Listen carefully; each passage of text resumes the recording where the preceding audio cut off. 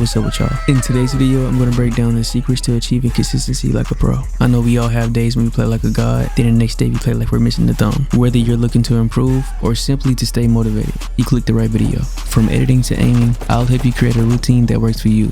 That way, you won't get held back and you can overcome this good day, bad day phase. We'll be diving into what it takes to become a consistent player, the mindset you need to have, a routine guide that you can follow. We will also be breaking down some of Reet's gameplay, and I'll explain why he's so consistent and winning fights. But without any further ado, let's get into it. First, let's go over minimal edits. When you build, is it all over the place? Or when you edit, is it hard to control and be consistent with it, and you just can't seem to get them down? The main issue is crosshair placement. When you're editing and building, you want to stay in the same area that you're going to take action. And when I say action, I mean building and editing. Those are actions. So that means you want to try your best to stay in the same area. You also want to work on keeping your crosshair movement to a minimum. And I'm going to show you exactly what I mean.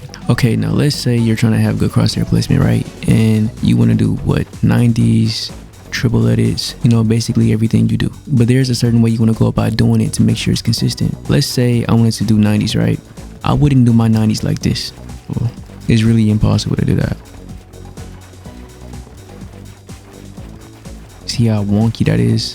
What I would want to do is 90s like this. The difference is with these 90s is that I'm not all over the place. Whenever you're building and editing, you shouldn't have your crosshair all the way up here, all the way down there, all over the place. You want to make sure it's in the correct area for you to place everything. So right here in this area, this is where my crosshair needs to be this whole entire time. I don't need to move it at all. Everything gets done in this area. Let me show you. So when I'm 90 in, there's no need for me to do. You see, when all I need to do is this: wall, wall, wall, wall. It's very simple. Alright, now let's talk about triple edits. You want to make sure you're doing it correctly. Something like this. 1, going up, drag back down. 2, right here in this area. Up again, staying up right here, keeping your crosshair still. Putting this wall, and this wall. Hitting this bottom tile, then dragging it back up, looking up. Putting this wall, looking to the right, putting the ramp, cone, then going up, you edit like this. You edit 1 or 2, this one right here, 1 tile of the cone. Put a wall, get as close as you can to this one part right here, and drag it down. Put the ramp. You see how my crosshair is barely moving? I'm trying my best to keep my crosshair right here, and I don't even care if the floor is in the way, but just 1, 2, 3. You see how that lines up? You see that? I'm always using the shortest distance possible. You want to edit more like this. Just practice it all the time and you will get good at it.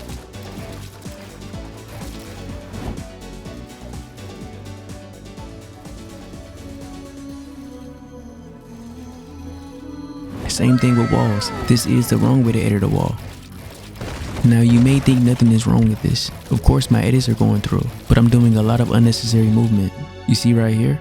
You want to be in this area when you make this type of edit. You see how I stay in the corner of all these 4 tiles? All you have to do is just try your hardest to select these corners. Look at the comparison. The one on the left takes longer and isn't as consistent as the one on the right. You select in between just like this. Same thing with everything pretty much. You want to try your best to stay in between the tiles, and this is very helpful for when you do quad edits. You never want to go too far. When you're editing a ramp, you don't want to be extremely close to it. You see how easy it is to grab these edits? That's because at this angle, all of them are compact. Now let's say I was on top of the ramp. I would have to drag even further, and that's not good. Remember, you want to be back here. It also helps to be above. It's just easier that way. But the worst angle to try to edit a ramp is probably right here. You don't want to be on top of the ramp right here. It's very hard to look back and try to get this edit done because you have to reach super far and then look back forward. You should want to have it more like this. Now let me show you how this could be useful. Let's say I was trying to edit a ramp and then a wall. I'll edit the ramp from back here and then walk up and edit the window.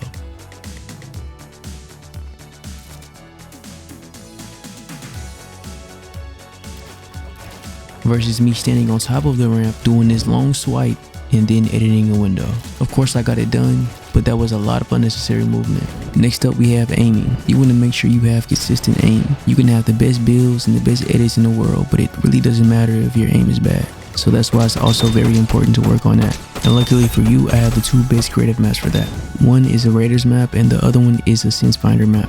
Aiming is way more important than you think. It wins and ends fights very fast. First things first, you want to go to Aim, Edit, Piece, Ultimate Practice.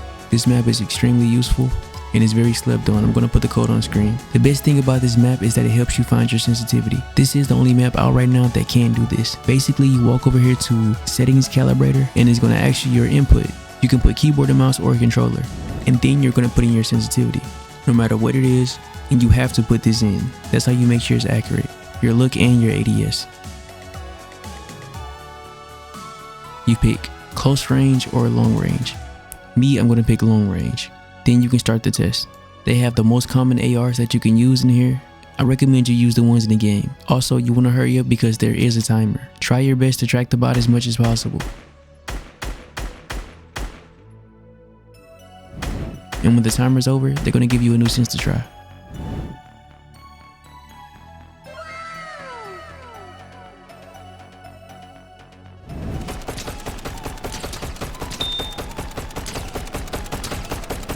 They also have pro players like Mr. Savage, Clicks, and Peterbot's sense on the wall. They have the keyboard and mouse that they use, and also their exact sensitivity. The same thing with the controller players. So do with this as you must. So I suggest you to play around with this as much as you like while it's still here. Look at my aim after I tried the recommended sensitivity. Next, go into Raiders Mechanics Training V5. In here, go to Aim and then go to Box Fight Aim. All you need to do in here is just edit through, shoot the bots, and reset the walls. Repeat that same action over and over again. I was a little rusty, so I was messing up, not gonna lie. And it's also kind of random, so it's more of a realistic feel and it's not so stagnant.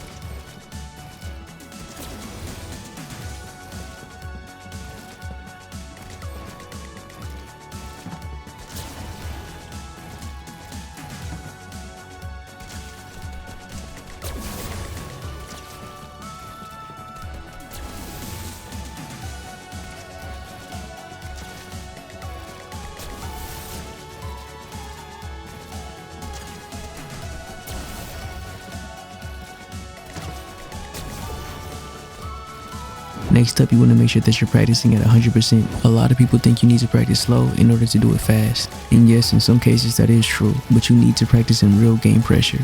And the only way you can do that is to practice at 100%. You have to imagine that you're actually fighting. Don't be lazy, don't move slow, and do not take your time with your edits. You want to do that in a real fight, pay attention to if you're making a bad edit or not. And I want you to actually imagine yourself losing if you do so.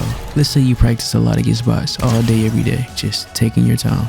Most of the time when you're actually playing a game against real people, this situation won't even come up. And if they do, you're not going to be fast enough to actually catch them or put them in that situation because you've been practicing this nonchalant playstyle the whole time.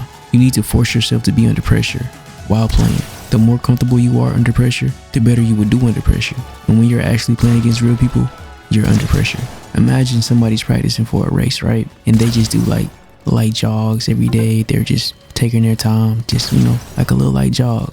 And they're not really trying to run full speed and test their like full potential and speed. They're just practicing every day, relaxing, not pushing themselves to go hard. Yes, they're doing what they're supposed to be doing, but they're comfortable. And now let's say it was time for the athlete to race. When the race starts, he's so used to jogging, he don't even know how to run full speed no more. And the whole time, he's just trying to catch up to the other players. He's not even used to running this fast because he doesn't practice it.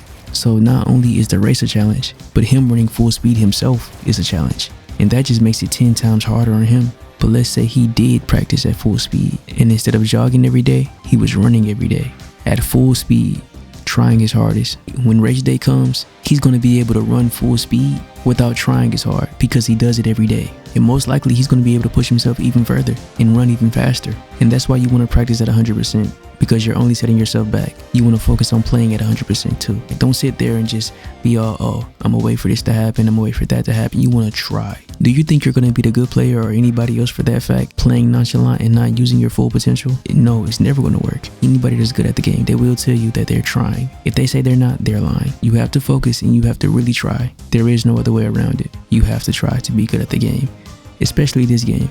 This game is super competitive. Being a top pro is like top 5 most hardest careers, and I don't care what nobody said. Nothing is promised. Every single thing you do in practice is a risk. Next up, I want you to make a list of moves that you can do really well and some that you can't. And of course, you can do 90s, triple-legged, side jumps. You can do all of that really easily. But what can you not do? Can you do high wall side jumps? Can you do left and right stack triple-leggeds? Can you box up really fast? Do you struggle with your pump side jumps?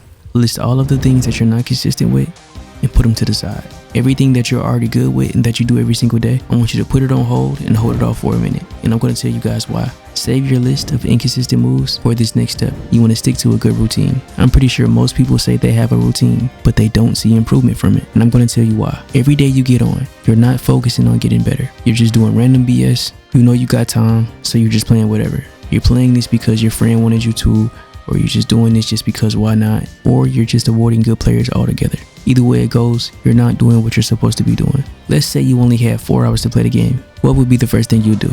If you can't answer that right away, then you haven't been focusing on getting better and you don't have a good routine. You just get on and your brain goes to autopilot and you just start playing the game. You forget about what you need to practice and you don't put any time into what you need to learn. First, you need to find out what you struggle with, and that's when we go back to the list of moves that you can't do. Everything that you're not consistent with. My goal for you is for you to practice on what you can't do. Me, in my case, I want to be the best controller player in the world, and I don't care how long it takes. I don't care what nobody say. You can say it's ego, you can say I'm Delulu. That's just me. There is no limit to nothing, and I stand by that. You can even feel the same way, but do you stand by it? So me, since I want to be a good fighter, I'm going to force myself to fight the best players I can find, whether it be in rank or realistics, or even zone wars. I'll play rank reload as many times as I can. If that means I can fight everybody, I want to rush every single person. If I lose, so be it. For you, in your case, you might be different. Of course, you want to start off the same way. Warm up 15-40 minutes a day. Do the Raiders edit course. Do some piece control. Practice 90s, tunneling, boxing up, movement. And when you're fully warmed up, you want to go back to that same list that you struggle with. Pick one thing from that list. You want to go into 1v1 realistics and keep playing until you find the best player you can, or play Turtle Wars. And I want you to focus on that one thing that's on that list and do it over and over and over. Don't focus on doing nothing else but that same thing. You'll see in this clip, I'm basically trying to practice scroll with reset on controller. I will shoot and reset my wall. That's the only thing I want to be good at. I'm going to do that the whole entire time I'm in there. And I don't care how many times I die. My main goal is to focus on this one move. And I want you to do that every single day until you conquer every single inconsistent move on that list. But anyways, now that you know what to do to become a consistent player, we're going to break down Reet's gameplay. Probably top 3 most consistent controller players in the world. And we're going to break down and point out the reasons of why he's such a consistent player. One thing you need to know about Reet, he always keeps the fight simple and straightforward. He's always going for the kill and the kill only. He's not focusing on being flashy, how many edits he can do, how many clips he can get, and that's what makes him such a consistent fighter. Look at this gameplay. Look at his demeanor. He never shows any emotion while fighting. It's always afterwards. You don't want to get hype, overreact. That's going to keep you fixated on the past and take your mind off of what's in front of you. Imagine you get excited because you got a clip, right? And you're so happy and energetic that you got the kill that you stop paying attention to the game. Once you do that, you will lose focus. You need to be able to stay calm and focused at all times. Because if you overreact, or you get excited, or you get nervous or energetic, it's going to show. Not only will it show verbally, it will show physically. Your hands and thumbs are going to get stiff. Basically, when you get overexcited, you're cutting your skill in half. And when your muscles get tense, you won't be able to move as freely. And if you won't be able to move as freely, you won't play the same. So you need to be able to keep yourself calm at all times. Never lose your composure. Do you think Floyd Mayweather would get happy that he got a nice punch, all while in the middle of the fight? He would get knocked out. Try your best to keep your composure at all times. Only focus on what's happening. In this first clip, one thing I noticed about Reet is that he's a pickaxe pumper. He only focuses on getting shots. If he's not phasing builds in, he's gonna wait with his pump out. Notice how he goes in to break this wall after it got resetted. And he puts his ramp in the box, dips all the way to the left side and confirms the edit and then takes the shot. When he makes this edit through a window, he always does this every single time. First 2 seconds of the fight, he's automatically trying to take builds. That's one thing about him. All he's looking for is the opening 24/7. But notice how he goes for the shot before he places the ramp. That's just him taking advantage of a free tag. He knew that when the ramp was going to break, he wasn't going to look at him. Next up, you'll see that he always goes for a play. When he first came up here, he tried to exit control him and get that wall in between them and then edit and kill him. Only reason he did it was because he didn't get the floor. But him not wasting time and loving to take builds, he pumps it and takes it. And as you can see, he tried to go for the wall again so he can edit and kill him. And now he goes for the pickaxe bait. Once again, he goes for exit control and he tries to claim the missing builds automatically. And this time he gets them. He does damage, but he doesn't kill him. So he edits to cover himself up resets, and then he gets the kill. In this next fight, he knows there's someone in the back. So knowing him, he'll force his way in and get the builds as fast as he can. And notice how he tries to go for all the free shots he can before he even tries to build. Most players don't think in the moment and they don't build. And if they do decide to continue fighting like this, he wins because he got the first tag, which means he got their HP weak before they started fighting. This last clip is a lot different. I'm gonna let it play, then I'm gonna explain what he did.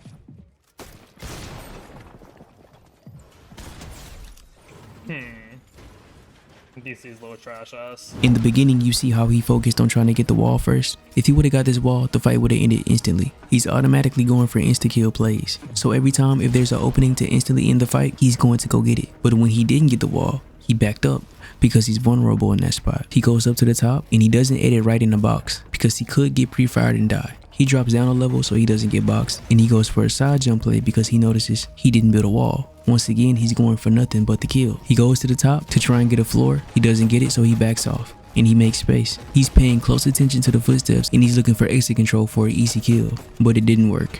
So now he's following footsteps and looking for angles.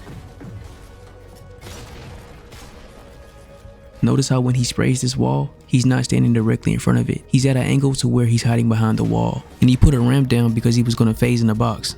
Notice how when he's breaking his way up, he's not only just breaking and replacing, he's pickaxe baiting. He's just waiting for an insta-edit play. And once he does and reset this wall, the wall is one shot. So he takes it.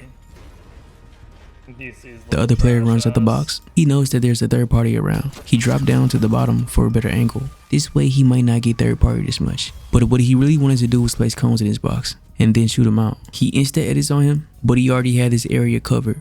So he just edits a window and takes the shot. The other player's cracked. He goes back in his box, but he makes the mistake of resetting again. That makes it a pickaxe, and he ends the fight with a pickaxe pump. And that's it for the gameplay. If y'all want me to make a more in-depth video about gameplay, I will do that. But anyways, thank y'all for watching. I hope y'all liked the video. I hope y'all enjoyed. Shout out to everyone that watches and comments. I appreciate every single one of y'all. Have a good day or have a good night or whenever you may be watching this. Thank you for watching. Also, hit that subscribe button if you want to. It's really up to you. Anyways, like I said, peace out. Have a good night and bye. LeBron.